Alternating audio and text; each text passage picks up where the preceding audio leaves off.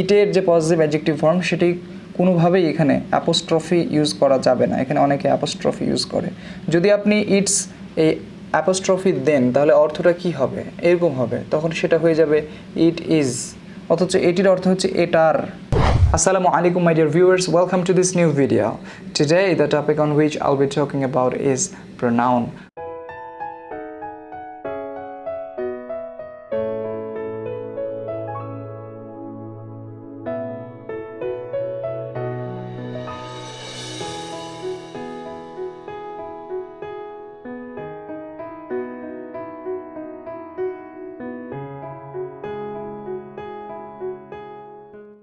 Alright, আপনারা নিশ্চয়ই দেখতে পাচ্ছেন পার্সোনাল প্রোনাউন এবং রিফ্লেক্সিভ প্রোনাউনের একটি চার্ট।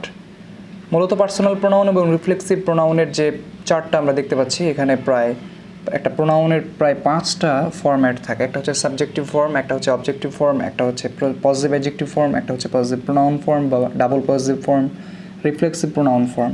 যেমন পার্সোনাল প্রোনাউনের মধ্যে ফার্স্ট পারসন এর মধ্যে সিঙ্গুলার দেখুন আই। সাবজেক্টিভ ফর্ম যদি আই থাকে তাহলে অবজেক্টিভ ফর্মটা হবে মি, এবং পজিটিভ অ্যাডজেক্টিভ ফর্মটা হবে মাই, এবং পজিটিভ প্রোনাউন ফর্মটা হবে মাইন, এবং রিফ্লেক্সিভ প্রোনাউন ফর্মটা হবে হচ্ছে মাইসেলফ। ঠিক একইভাবে উয়ের ক্ষেত্রে হবে আস, আওয়ার, আওয়ার্স, আওয়ারসেলভস। ইউ থেকে হবে ইউ, ইয়োর, ইয়োর্স, ইয়োরসেলফ। এটা সিঙ্গুলার, এটা হচ্ছে প্লুরাল। প্লুরাল তুমি, তোমরা, তাহলে এখানে হবে ইউ, ইয়োর, ইয়োর্স। এটা একই থাকবে, জাস্ট এখানে ইয়োরসেলফের জায়গায় ইয়োরসেলভস হবে। হি এর জন্য হিম, হিজ, হিজ, হিমসেলফ। শি এর জন্য হার, হার, হার্স, হারসেলফ। দে এর জন্য দেম, অবজেক্টিভ ফর্ম, তারপরে দেয়ার, দেয়ার্স, দেমসেলভস। তারপরে ইটের জন্য ইট এবং ইটস।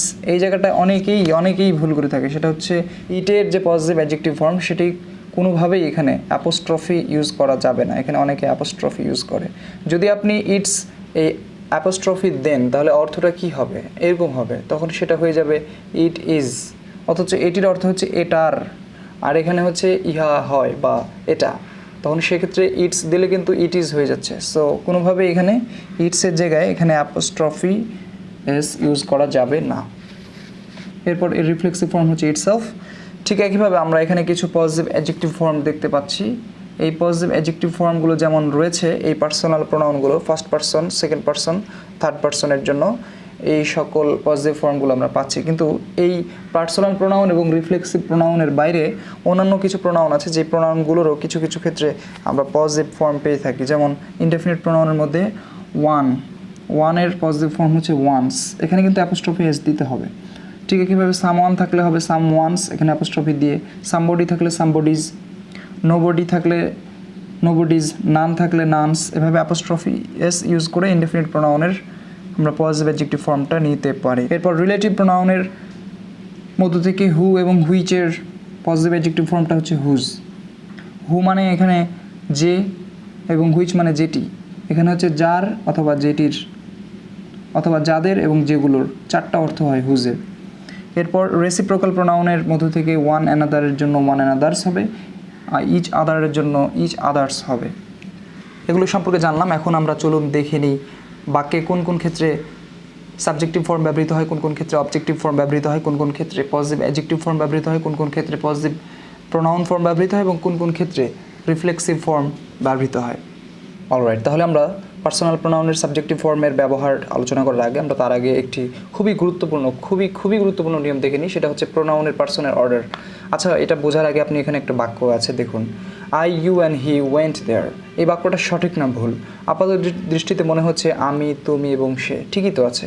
কিন্তু ইংরেজিতে একটা সিস্টেম আছে, সেটা হচ্ছে যদি first person, second person, third person একই বাক্যের মধ্যে থাকে তাহলে সাধারণ নিয়ম অনুযায়ী আগে সেকেন্ড পারসন, তারপরে থার্ড পারসন, তারপরে ফার্স্ট পারসন হবে। এই জন্য এখানে কিন্তু দেখুন first person, second person, third person এভাবে আছে। এই জন্য এটা কিন্তু ভুল। এটিকে সাজাতে হবে আমাদেরকে 231, অর্থাৎ আগে সেকেন্ড পারসন, তারপরে থার্ড পারসন, তারপরে ফার্স্ট পারসন। তাহলে কেমন হবে?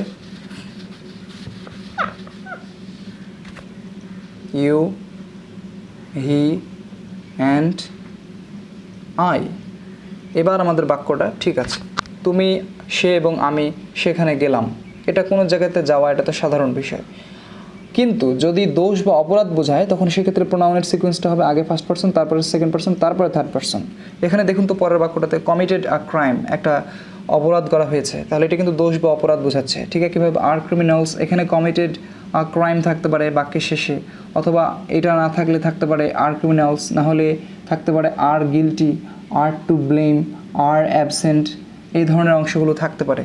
তাহলে বাক্যের আমরা ডান দিকের এই অংশগুলো দেখলে বুঝতে পারি যে ক্রাইম করা কিংবা ক্রিমিনাল হওয়া কিংবা দোষী কিংবা কারোর বিরুদ্ধে ব্লেম থাকা, ক্লাসে অনুপস্থিত থাকা, এটাও দোষ বা অপরাধ হিসেবে ধরা হয়। তাহলে এই বিষয়গুলো যদি থাকে তাহলে সেক্ষেত্রে এটা আমরা দোষ বা অপরাধ হিসেবে যে নিয়মটা হয় 1 2 3, কিন্তু এখানে দেখুন কিভাবে আছে 2 3 1, তাহলে এটা কিন্তু ভুল আছে। সিকোয়েন্সটা এভাবে ভুলভাবে রাখা যাবে না, আমাদেরকে 1 2 3 তে সাজাইতে হবে 1 2 অ্যান্ড 3। যেহেতু এটা দোষ বা অপরাধ বোঝাচ্ছে সে কারণে আমাদের সিকোয়েন্সটা সাজাতে হবে I you and he committed a crime, অথবা I you and he are criminals, অথবা I you and he are guilty, অথবা I you and he are to blame, অথবা I you and he are absent. আরেকটা জিনিস আপনাদের বলে রাখি, সেটি হচ্ছে সাধারণ নিয়ম বোঝাচ্ছে, কিন্তু একই বাক্যে ধরুন 3টি পার্সন নেই, ধরুন সেকেন্ড পার্সনের কথা উল্লেখ নাই, তাহলে আমরা আগে থার্ড পার্সন তারপরে ফার্স্ট পার্সন সাজাবো।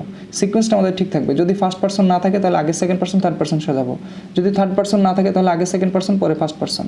এক কথায় সিকোয়েন্সটা আমাদের ব্রেক কোনোভাবেই করা যাবে না, সিকোয়েন্সটা মেনটেন করতে হবে যদি আমাদের 3জন বা 3টা পার্সনই উপস্থিত থাকে, অথবা যে কোনো 2টা পার্সন উপস্থিত থাকে। আচ্ছা, এবার আমরা পার্সোনাল প্রোনাউনের সাবজেক্টিভ ফর্ম এর ব্যবহারটা দেখি। কোথায় সাবজেক্টিভ ফর্ম ব্যবহৃত হয়? আপনাদের নিশ্চয়ই মনে আছে, একটু আগে একটা ছক এঁকেছিলাম, একদম বাম পাশের যে কলামটা ছিল এই পাশে, সেটি ছিল সাবজেক্টিভ ফর্ম। দেখুন, সাবজেক্ট হিসেবে তো অবশ্যই সাবজেক্টিভ ফর্ম ব্যবহৃত হবে, যেমন the captain, Joy and me, এটা কিন্তু ভুল আছে, জয় অ্যান্ড মি হবে না, সাবজেক্টিভ ফর্ম হবে এখানে আই, মি হবে না। The captain, Joy and I had a score of 30, so এটা হচ্ছে সঠিক বাক্য। নেক্সট, কমপ্লেক্স সেন্টেন্সে be verb, am, is, are, was, were, এই সকল ভার্বগুলোর পরে সাবজেক্টিভ ফর্ম হয়, যেমনটা এখানে দেখতে পাচ্ছি ইট ওয়াজ, কমপ্লেক্স সেন্টেন্স, হু আছে রিলেটিভ প্রোনাউন, তাহলে এই যে বি ভার্বের পরে আমরা কিন্তু সাবজেক্টিভ ফর্ম না ব্যবহার করে অবজেক্টিভ ফর্ম দেওয়া আছে, অতএব এটা ভুল, অতএব আমাকে এটা ঠিক করে নিতে হবে। It was I who had left before he arrived, যদি আমি ইট ওয়াজ মি ব্যবহার করি তাহলে ভুল হবে, কারণ মি হচ্ছে অবজেক্টিভ ফর্ম, সো এটা আমরা মাথায় রাখার চেষ্টা করবো। ঠিক এখানে আরেকটি উদাহরণ রয়েছে, আই উইশ আই ওয়ার, এই যেটা কমপ্লেক্স সেন্টেন্স, কমপ্লেক্স সেন্টেন্সে দেখুন বি ভার্বের পরে নেক্সট প্রোনাউন যদি আসে তাহলে সেটা সাবজেক্টিভ ফর্মে থাকবে, এখানে হিম হবে না, হবে হচ্ছে হি। তাহলে সঠিক উত্তরটা হবে হচ্ছে I wish I were he, I were him না কিন্তু। এবং তৃতীয় নিয়ম হচ্ছে কম্পারেটিভ দেন যেটা আছে, আমরা দেনযুক্ত যে বাক্যগুলো দেখি, সেই দেনের পরে অবশ্যই সাবজেক্টিভ ফর্ম হবে। এখানে মি দেয়া ছিল, মি হবে না, হবে হচ্ছে আই। আমরা অহরহ এই ভুলটা করি, অনেকেই বলি আমরা যে he is taller than me, he is taller than me, এটা কিন্তু ভুল, he is taller then I. তাহলে আমরা এখান থেকে মাথায় রাখবো সাবজেক্টের হিসেবে সাবজেক্টিভ ফর্ম, কমপ্লেক্স সেন্টেন্সে বি ভার্বের পর সাবজেক্টিভ ফর্ম এবং দেনের পরে সাবজেক্টিভ ফর্ম। চলুন এবার আমরা অন্যান্য ফর্মগুলোর ব্যবহার আলোচনা করি। অলরাইট, আপনারা দেখতে পাচ্ছেন এখানে অবজেক্টিভ ফর্মের ব্যবহার। প্রথম ব্যবহারটা হচ্ছে অবজেক্ট হিসেবে, তাহলে আমরা এটা দেখতে পাচ্ছি সাবজেক্ট, ভার্ব এবং তারপর অবজেক্ট। তাহলে অবজেক্ট হিসেবে আমরা বলছি অবজেক্টিভ ফর্ম ব্যবহৃত হবে, অথচ আমরা এখানে দেখছি সাবজেক্ট বসে আছে, তাহলে এখানে কিন্তু হি হবে না, হি এর অবজেক্টিভ ফর্ম হচ্ছে হিম, তাহলে এখানে হবে হলো হিম, আর আয়ের অবজেক্টিভ ফর্ম হচ্ছে মি। তাহলে বাক্যটা হবে the teacher told him and me to leave. এবার বাক্যটা ঠিক আছে। এরপর দেখুন প্রিপোজিশনের পরে অবশ্যই অবজেক্টিভ ফর্ম ব্যবহার করতে হবে, কিন্তু আমরা এখানে দেখছি দেখুন there is really no difference between একটা প্রিপোজিশনের পরে ইউ, তো ইউ এর সাবজেক্টিভ ফর্ম এবং অবজেক্টিভ ফর্ম দুটোই তো ইউ, কিন্তু আয়ের জায়গায় আমরা অবজেক্টিভ ফর্ম, আয়ের অবজেক্টিভ ফর্ম হচ্ছে মি, সেটা ইউজ করতে হবে।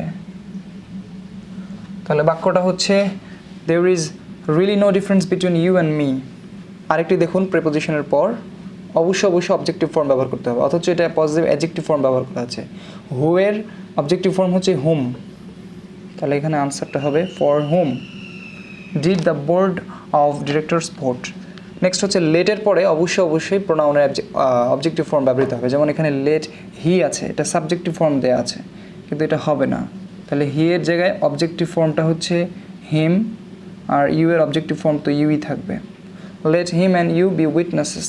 শুধু তাই না, এখানে আরেকটি ভুল আছে, সেটি হচ্ছে আমরা জানি যখন দুটো পার্সন থাকে তখন সাধারণ নিয়ম অনুযায়ী 231 হয়, এখানে ফার্স্ট পারসন অনুপস্থিত, তাহলে আগে সেকেন্ড পারসন তারপরে থার্ড পারসন হবে। তাহলে আমরা এখানে সেকেন্ড পারসনটাকে সামনে নিয়ে আসতে হবে, থার্ড পারসনটাকে পরে নিয়ে যেতে হবে। তাহলে ইউটাকে সামনে নিয়ে আসলাম এবং হিমটাকে পরে নিয়ে গেলাম। এবার পুরোপুরি বাক্যটা সঠিক হয়েছে। Let you and him be witnesses, let Ruma and I go. তাহলে রুমা এর অবজেক্টিভ ফর্ম তো রুমাই হবে, কিন্তু আয়ের অবজেক্টিভ ফর্ম কি আয়ের অবজেক্টিভ ফর্ম হচ্ছে মি। তাহলে এখানে আমরা আনসারটা বলবো let Ruma and me go. তাহলে এবার কিন্তু আনসারটা আমাদের ঠিক আছে। অলরাইট, এবার আমরা চলে আসি পজিটিভ অ্যাডজেক্টিভ, পজিটিভ প্রোনাউন এবং রিফ্লেক্সিভ প্রোনাউনের ব্যবহারে। প্রথমে আমরা দেখছি পজিটিভ অ্যাডজেক্টিভ কোথায় বসে। নাউনের পূর্বে বসে এবং জেরান্ডের পূর্বে বসে। এখানে দেখতে পাচ্ছেন this is ours land. Land একটা নাউন, নাউনের পূর্বে আওয়ার্স হচ্ছে একটা প্রোনাউন। এটি কি কখনো হয়? নাউনের পূর্বে কখনো প্রোনাউন বসে না। নাউনকে তার পূর্বে যে জিনিসটা বসে বর্ণনা করে নাউনকে, সেটি হচ্ছে অ্যাডজেক্টিভ। এটা যেহেতু আমাদের জমি বা আমাদের ভূমি, মালিকানায় আমরা রয়েছি, সো এটা হচ্ছে মালিকানা সূচক বিশেষণ, ইংরেজিতে আমরা বলি positive adjective. This is our land. ঠিক একইভাবে নাউনের পূর্বে যেমনভাবে বসে, ঠিক তেমনিভাবে জেরান্ডের পূর্বেও বসে। এখানে একটা জেরান্ড দেখতে পাচ্ছি, she insisted on mind going. হয় কখনো? এটা হয় না। এখানে হবে হচ্ছে my going. She insisted on my going there. তাহলে আমরা এখান থেকে দেখতে পাচ্ছি নাউন এবং জেরান্ডের পূর্বে পজিটিভ অ্যাডজেক্টিভ ফর্ম ব্যবহার হচ্ছে এবং তার পরের নাউন এবং জেরান্ডকে বর্ণনা করছে। ঠিক পরেরটা দেখি আমরা পজিটিভ প্রোনাউন কোথায় ব্যবহৃত হয়। This is our. This is our কি? আওয়ার ল্যান্ড নাকি কান্ট্রি নাকি কিছুই নেই, এখানে কোনো নাউন নেই। তাহলে এখানে নাউন না থাকলে কি সরাসরি এভাবে অ্যাডজেক্টিভ ব্যবহার করা যায়? করা যায় না। তাহলে আমরা এখানে নাউন না ব্যবহার থাকায় এখানে আমরা প্রোনাউন ব্যবহার করব। দিস ইজ আওয়ার্স মানে এটা আমাদের। সেটা হতে পারে জমি, ভূমি, কান্ট্রি, অনেক কিছুই হতে পারে। Bangladesh is my. মাই কি? তারপরে কোনো নাউন নেই, তাহলে এটা কিন্তু মাই ব্যবহার করা যাবে না। এখানে আমাকে নাউন না থাকলে নাউনের পরিবর্তে ব্যবহার করব প্রোনাউন। বাংলাদেশ ইজ মাইন মানে বাংলাদেশ আমার। ঠিক তারপরে দেখি আমরা our is a referent country. Our কি? কান্ট্রি নাকি ল্যান্ড? কিছুই নাই এখানে। তাহলে এটা যেহেতু নাউন নাই এখানে, সো এখানে অ্যাডজেক্টিভ ব্যবহার করা যাবে না। ঠিক একইভাবে এখানে আমরা প্রোনাউন ব্যবহার করব। আওয়ার্স ইজ এ রিফারেন্ট কান্ট্রি মানে আমাদেরটি হচ্ছে নদীমাতৃক দেশ, মানে আমাদের দেশটি। ঠিক পরেরটা দেখি our is a populous country. এটা কিন্তু হয় না, আওয়ার এরপরে কোনো নাউন নেই, যার কারণে এখানে অ্যাডজেক্টিভটা ব্যবহার করা যাচ্ছে না। এখানে আমরা নাউন না থাকার কারণে নাউনের পরিবর্তে আমরা এখানেও প্রোনাউন ব্যবহার করব এবং সেক্ষেত্রে হবে হচ্ছে hours is a populous country. আমাদেরটা একটি জনবহুল দেশ মানে আমাদের দেশটা হচ্ছে অনেক জনবহুল দেশ। চলে আসি রিফ্লেক্সিভ প্রোনাউন কোথায় ব্যবহৃত হয় সেখানে। রিফ্লেক্সিভ প্রোনাউন ব্যবহৃত হয় avail, absent, enjoy, pride, excerpt প্রভৃতি ভার্বের পর। এখানে যেমনটা আমরা দেখতে পাচ্ছি আই শ্যাল অ্যাভেইল। দেখতে পাচ্ছেন এখানে অ্যাভেইল তারপরে অবজেক্টিভ ফর্ম ব্যবহার করা হয়েছে, কিন্তু এটি সম্পূর্ণ ভুল, কারণ আমরা জানি যে অ্যাভেইলের পর সর্বদা প্রোনাউনের যে ফর্মটা ব্যবহৃত হবে সেটি হচ্ছে রিফ্লেক্সিভ প্রোনাউন ফরম্যাট। তাহলে আই এর অবজেক্টিভ ফর্ম না ব্যবহার করে আমরা এখানে রিফ্লেক্সিভ ফর্ম ব্যবহার করব। সেক্ষেত্রে আনসারটা হবে হচ্ছে I myself. I shall avail myself of the opportunity. এটা একটা চাকরির পরীক্ষায় 2004 সালে আসা প্রশ্ন। হি অ্যাবসেন্টেড হিম। ঠিক একইভাবে অ্যাবসেন্টের পরে অবশ্যই রিফ্লেক্সিভ ফর্ম্যাট ব্যবহৃত হবে। তাহলে হি এর রিফ্লেক্সিভ ফর্মটা হচ্ছে হিমসেলফ। তাহলে he absented himself from the class. সে তার নিজেকে ক্লাস থেকে বিরত রাখলো।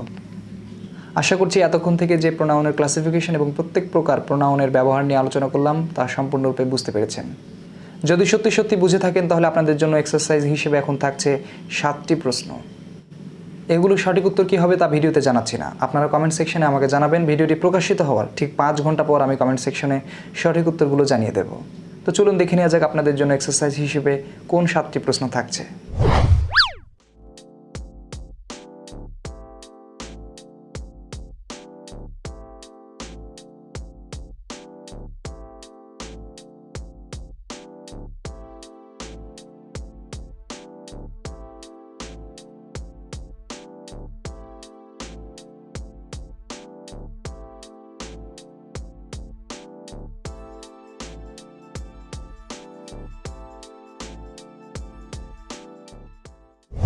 তো আর দেরি কিসের? আপনার কাছে যে উত্তরগুলো সঠিক মনে হয় সেগুলো জানিয়ে দিন কমেন্ট সেকশনে। ভিডিও প্রকাশিত হওয়ার ঠিক 5 ঘন্টা পর আমি জানিয়ে দেব সঠিক উত্তরগুলো। Thanks a lot for watching the entire video till the end with patience and concentration. Hope inshallah I will catch you in the next one very soon. Till then, stay at home, stay safe and pray to the Almighty Allah. Allah Hafiz, signing off.